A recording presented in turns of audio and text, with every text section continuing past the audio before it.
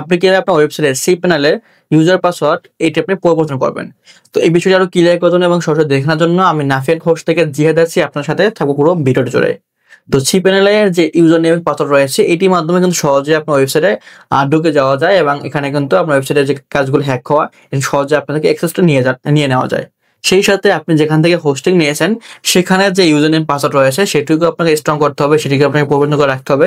তো চলুন আমরা দেখে নিই আপনি কিভাবে এই ৩ টি পাসওয়ার্ড কিভাবে আপনি পরিবর্তন করবেন। আপনি কিভাবে আপনার এই যে নাফিয়ান হোস্ট বা যেখান থেকে হোস্টিং নেওয়ার সময় যে আপনার পাসওয়ার্ডগুলো রয়েছে কিভাবে আপনি পরিবর্তন করে রাখবেন, আপনার cPanel এর পাসওয়ার্ড কিভাবে আপনি পরিবর্তন করবেন, ওয়ার্ডপ্রেস এর পাসওয়ার্ড কিভাবে আপনি পরিবর্তন করবেন, এই ৩ টি বিষয় কিন্তু আমরা একটি ভিডিওতে দেখিয়ে দেব ধাপে, ধাপে। তো চলুন আমরা স্ক্রিনে চলে যাই। তো প্রথম বিষয় হলো যে এই যে নাফিয়ান হোস্ট রয়েছে এখানে যখন আপনি হোস্টিং নিবেন, আমাদের এখানে যখন হোস্টিং নিবেন, নেওয়ার পরে যে ক্লায়েন্ট এরিয়াতে ক্লিক করবেন, ক্লায়েন্ট এরিয়াতে ক্লিক করে আপনার জিমেইল এবং পাসওয়ার্ড দিয়ে লগইন করলে এরকম আপনার ভিতরে ইন্টারফেসটা এরকম আসবে। তো এটা আসার পর আসবে আরেকটা বিষয় হলো যে আপনার জিমেইলে একটি লগইন যাবে যে আপনি যে cPanel-টা এই যে আপনার cPanel-টা এই cPanel-এ আপনার এটা চলে যাবে। এটা হলো আপনার cPanel যে ইউজার পাসওয়ার্ড এটা আপনার আসবে কিরকম? এটা আসবে আপনার যদি আমি এখান থেকে কেটে দিই, তো এটা আপনার এরকম আসবে। আর যদি আপনি ব্যাকএন্ড থেকে আসতে চান তো সেক্ষেত্রে আপনি এখান থেকে লগইন টু cPanel দিলে কিন্তু আপনার cPanel চলে আসবে। তো ফার্স্টে আমরা আমাদের নাফিয়ান হোস্টে যে প্ল্যাটফর্ম থেকে হোস্টিং নেব সেটার পাসওয়ার্ড চেঞ্জ করব। এজন্য এখানে আপনি ক্লিক করবেন। এই একদম সাইটে ক্লিক করে এই যে চেঞ্জ পাসওয়ার্ডে গিয়ে আপনার বর্তমানে যে পাসওয়ার্ড দেওয়া রয়েছে এই পাসওয়ার্ড দিবেন এবং নিউ একটা পাসওয়ার্ড দিয়ে আপনি এটাকে সেভ দিবেন। এই যে সেভ কনফার্ম, এই যে confirm new password save change. তাহলে আপনার এখানে পাসওয়ার্ডটা চেঞ্জ হয়ে যাবে। এটার পরে সেকেন্ড হলো আপনার cPanel এর পাসওয়ার্ড। তো আপনার cPanel ভিতরে আসবেন, এসে এখানে আপনি এখানেও পাসওয়ার্ড লিখতে পারেন। যে পাসওয়ার্ড, এই যে পাসওয়ার্ড এন্ড সিকিউরিটি এটার ভিতরে যাবেন, গিয়ে আপনার বর্তমান যে পাসওয়ার্ড রয়েছে সেই পাসওয়ার্ড দিবেন। তারপর নিউ পাসওয়ার্ড এবং এইটা আপনার কতটুকু স্ট্রেন্থ বলতে যেমন ধরেন আমি যদি এখানে পাসওয়ার্ড শুধু জিহাদ দিই তাহলে এটা কিন্তু স্ট্রেন্থ এটা উইক হয়ে যায়। এর সাথে অবশ্যই আপনি কয়েকটা অক্ষর আপনি মিলাবেন। একটা হলো যে ফার্স্ট আপনি যেটা বড় হতে দিবেন JIHAD, তারপর কিছু সংখ্যা মিলাবেন যেমন ধরেন 8 7 2 3, তারপর কিছু স্টার দিবেন, কিছু হ্যাশ দিবেন।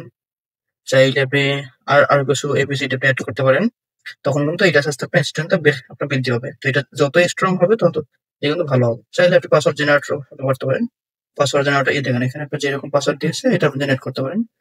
এটা দিয়েও আপনি কিন্তু এটা দিতে পারেন। I have copy use password হয়ে গেছে। দেন চেঞ্জ পাসওয়ার্ড দিলে এটা চেঞ্জ হয়ে যাবে। এটা হলো cPanel এর বিষয়টা। এরপর আসে ওয়ার্ডপ্রেস বিষয়টা।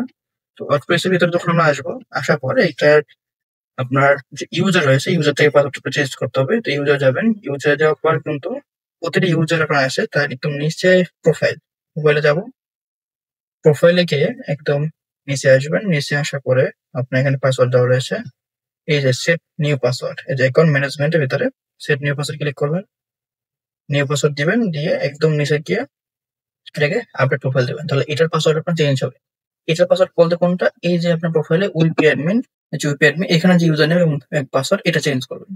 তো আমরা আরো একটা ভিডিওতে দেখাবো যে আপনার সাইটের যেকোনো সাইটে যদি উইপি অ্যাডমিন দেন, এটা যদি উইপি অ্যাডমিন দিলে কিন্তু এই প্যানেলটা চলে আসে। আর এই প্যানেলটা পেলে কিন্তু হ্যাকার আপনার সাইট কিন্তু হ্যাক করে নিয়ে যাবে।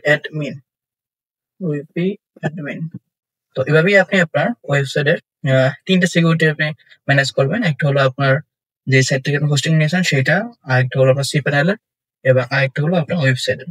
তো আমাদের নাফিয়ান হোস্ট থেকে আপনি এরকম আরো ভিডিও পেতে অবশ্যই ভিডিওতে লাইক, কমেন্ট এবং শেয়ার করে রাখবেন। সেই সাথে আপনি যদি আমাদের এই ভিডিওটা YouTube থেকে দেখে থাকেন তাহলে অবশ্যই চ্যানেলটি সাবস্ক্রাইব করে রাখবেন। আর যদি আমাদের ভিডিওটা আপনি Facebook পেজ থেকে দেখে থাকেন তাহলে অবশ্যই পেজটি ফলো দিয়ে রাখবেন। সেই সাথে হোস্টিং নিয়ে আপনারা আর কি ধরনের ভিডিও চান সেটি কিন্তু অবশ্যই কমেন্টে জানাতে পারেন। ধন্যবাদ সকলকে।